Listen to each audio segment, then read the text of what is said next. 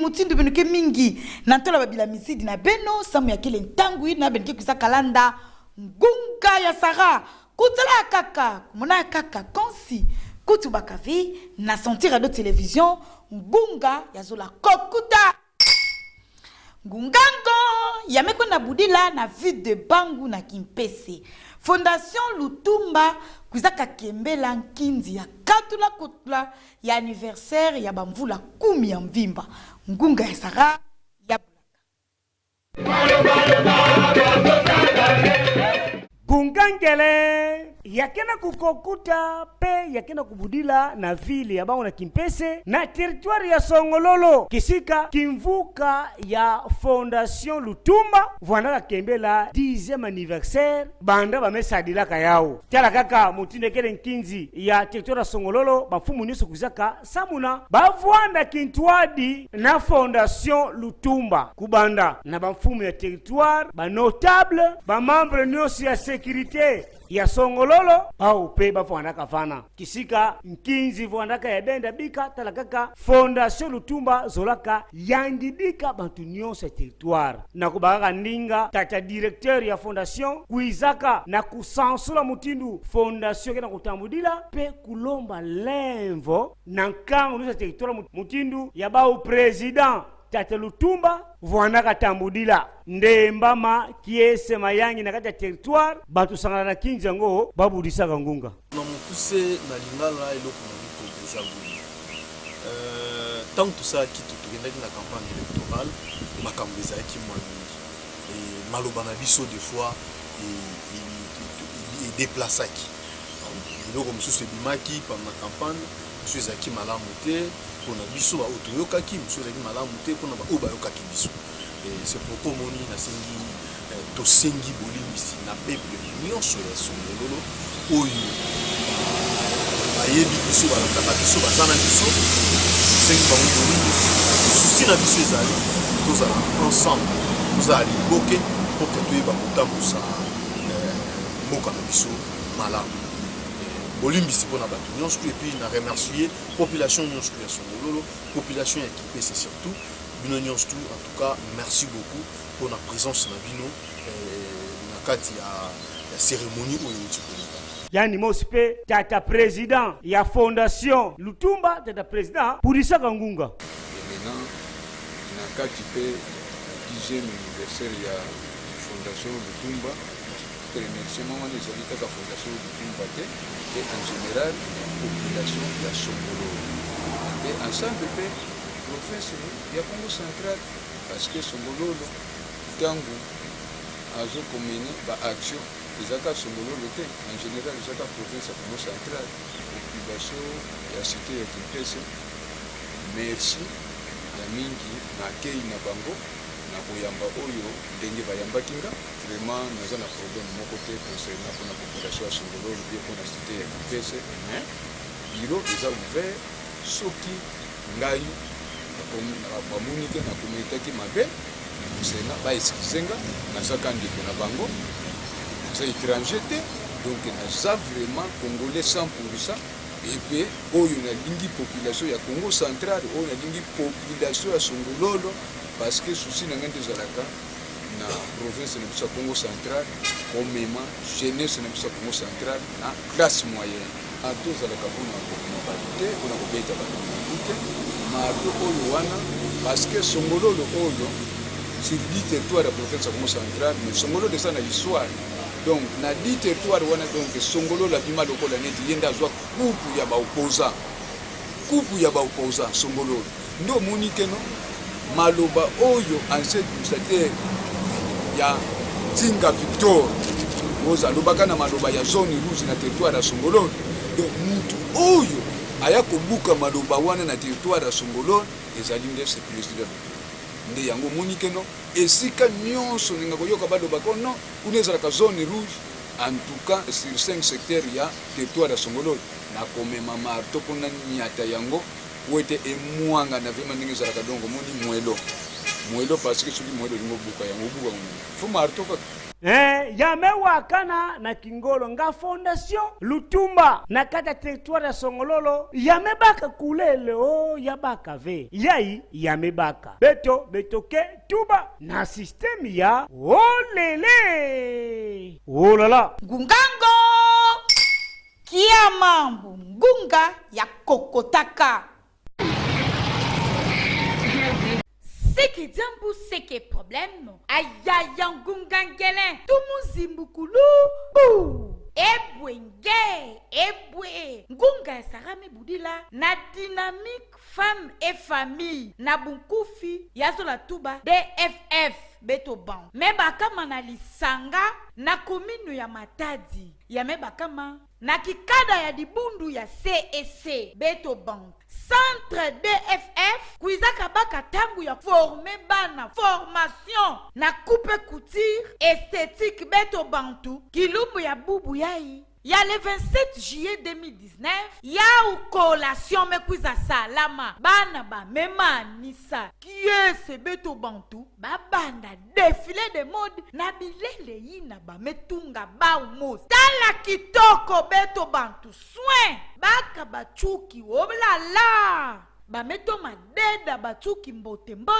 bonzengas nyonso ina bamelongukila na kati ya centre DFF me bakama na Lisanga na komino yon nyonso ina bamelongukila na kati ya centre DFF yaime bakama na Lisanga na komino Matadi kisika bibuti monanaka mingi baomosi ba formateur na bana kelasi na bapangi ai bakaka papier luboko doso kiese ya kutala makinu ya bana mutindu bamelongukila kudeda bilele tope mideli ya tsuki esthétique kubongisa ilungi o marie o nini kima pamba na bao encadrement vwandaka ya kitoko formation ya mbote na manima bana ya imema anisa formation na centre DFF bakuzaka baka mapoloma ya bao ina kesongisa eti manisa formation na mbote nyonso bameto mazaba kisalu ya coupe couture pe esthétique bibuti yangalalaka bana ina zabaka kima ve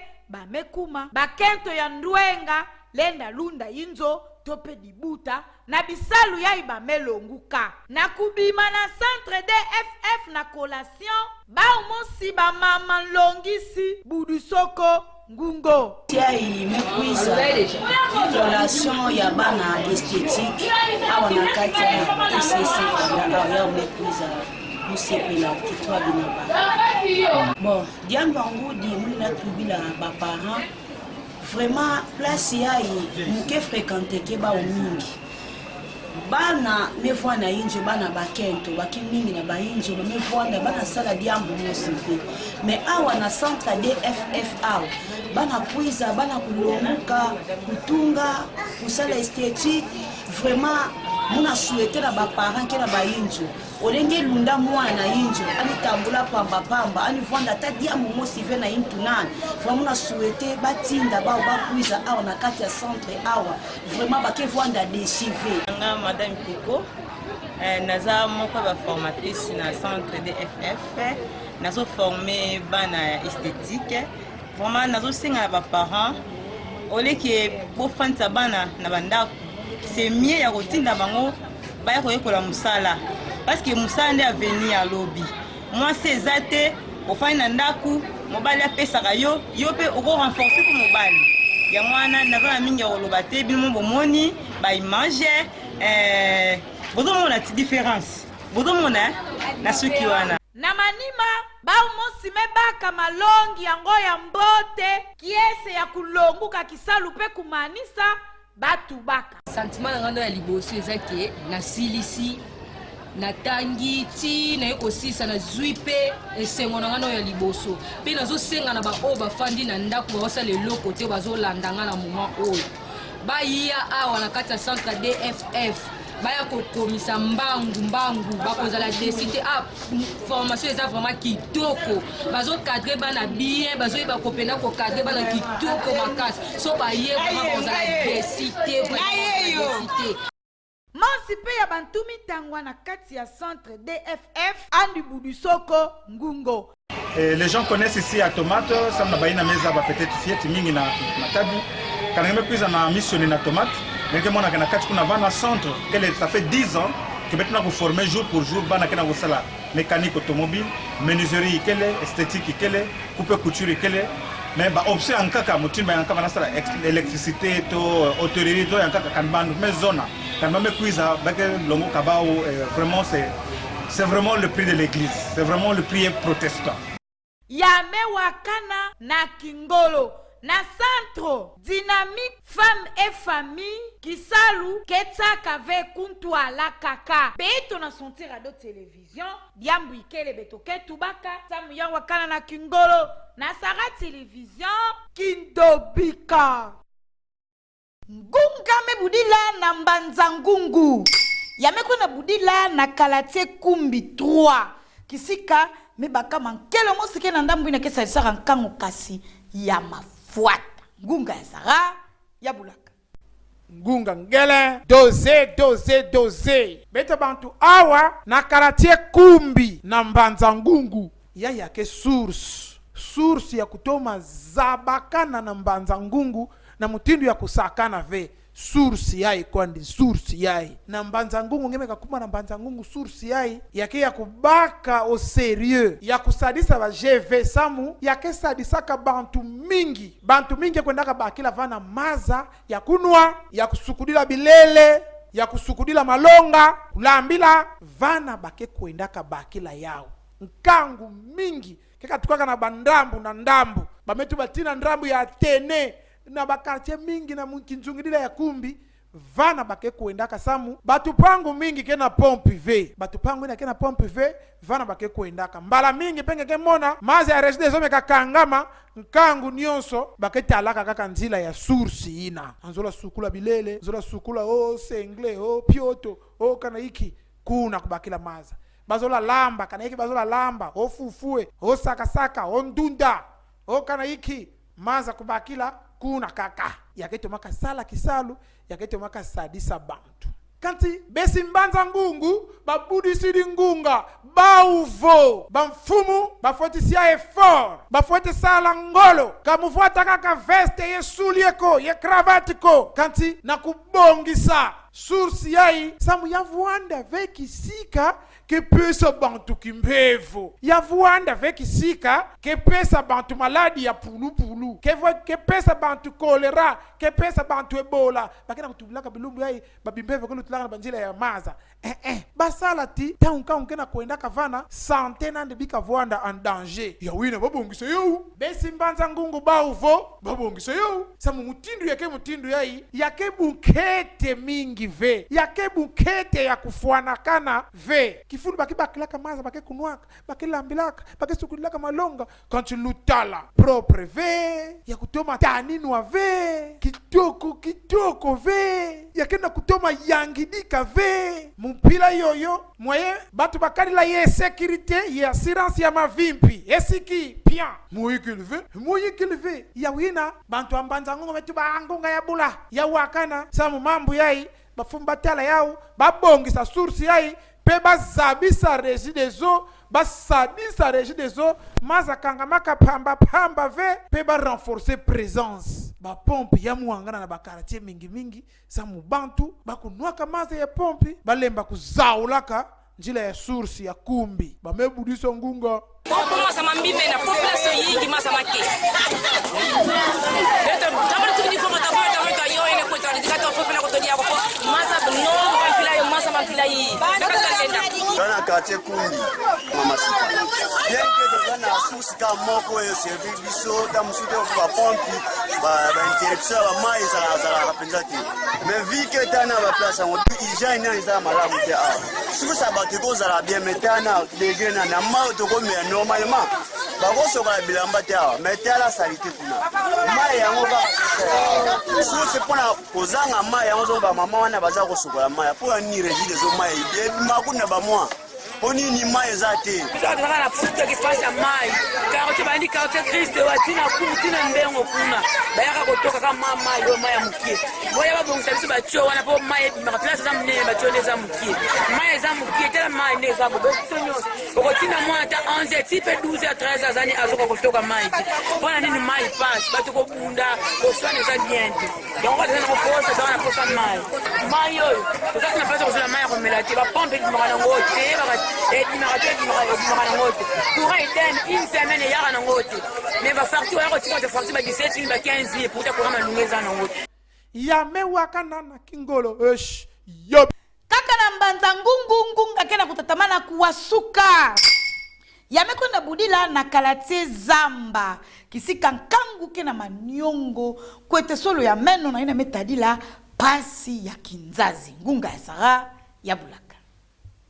Siki tiempo siki problem ayaya ngunga ngele ngunga mebudila na mbanza ngungu na kalati zamba kisika ngunga mekwenda wasukile nkangu ya kalati zamba na mbanza ngungu mambo ya kinzazi yao kena kuhamisa bau moyen ikele ve bau bantu bakena kubakusa vesinela hiki mambo andi zola na nkangu ya kalate zamba na mbanza ngungu sundukulu bau bantu wakisika baketu musunda mine na mutindu sinela mepesilaka bau mukongoni kekipe kenao nkangu ya kalate zamba ve na mbanza ngungu kasi sinela zaba ya umbote ti ngefona bongisila ba abone yange ya kalate zamba na mbanza ngungu kinzazi samu tuka ya ngonda bafuana kana na kufuta kasi na kubikidila bau mutindu yai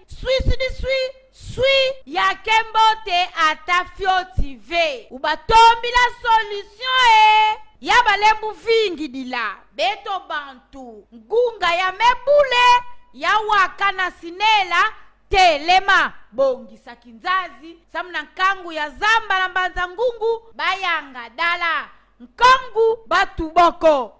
difficultés ebele basinga donc bacourant électrique eza te donc mpona biso kotanga esala mwa mpasi mino mpona kotanga toprofitaka na moi soki moi moyen eza te mona tokotanga kaka na butu mpe torche soki ya malonge eza te donc na osenga batela biso bacourant électrique donc batela biso mpe na mai na tonokulu ezaka ebele basala kaka mpo biso tozala badifficulté ebele d'abord insécurité et puis chauffe ya bois ya koluka bakoni et puis mai eza te et puis ndenge changement climatique ezali bazokata bakoni banzete kokata ndenge kokata bikatela kaka sans que balanda banorme nyonso voilà badifficulté toza nango soki bakonzi bakoko oyokela biso mawa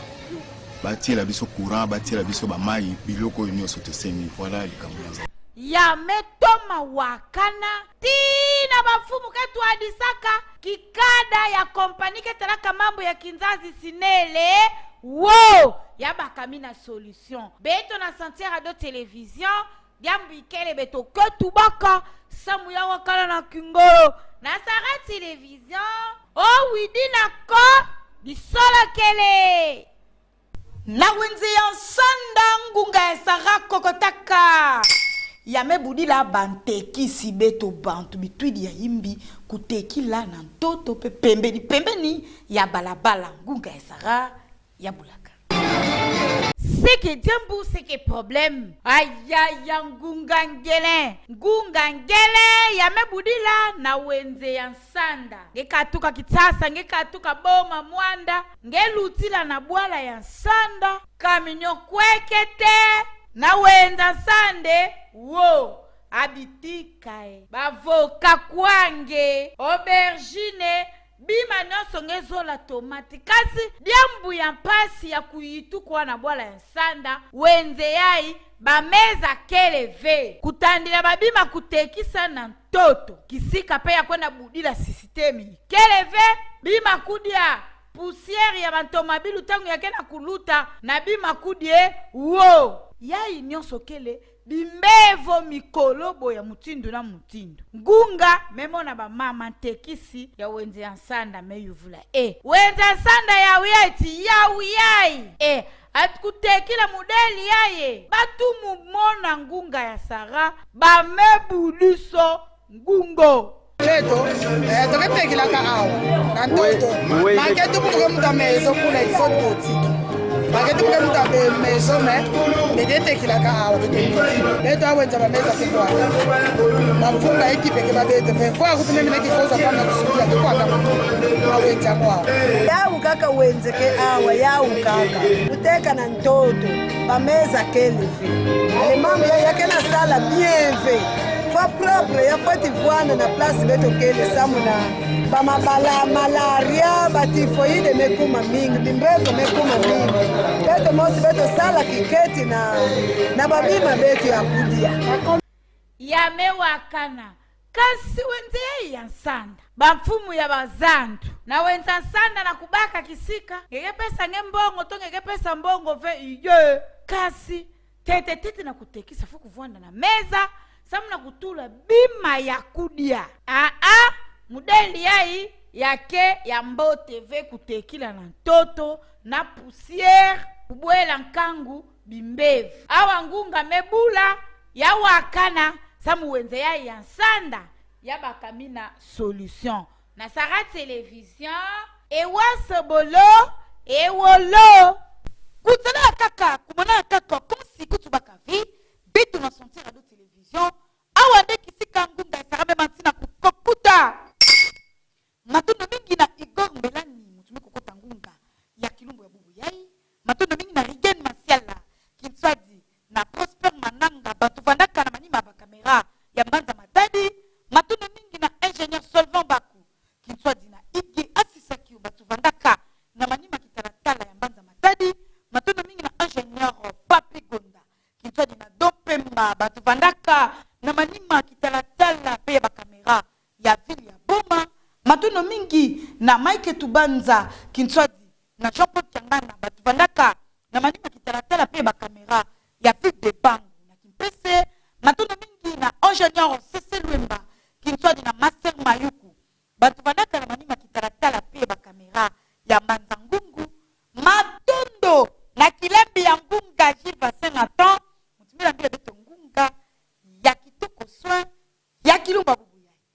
mbazi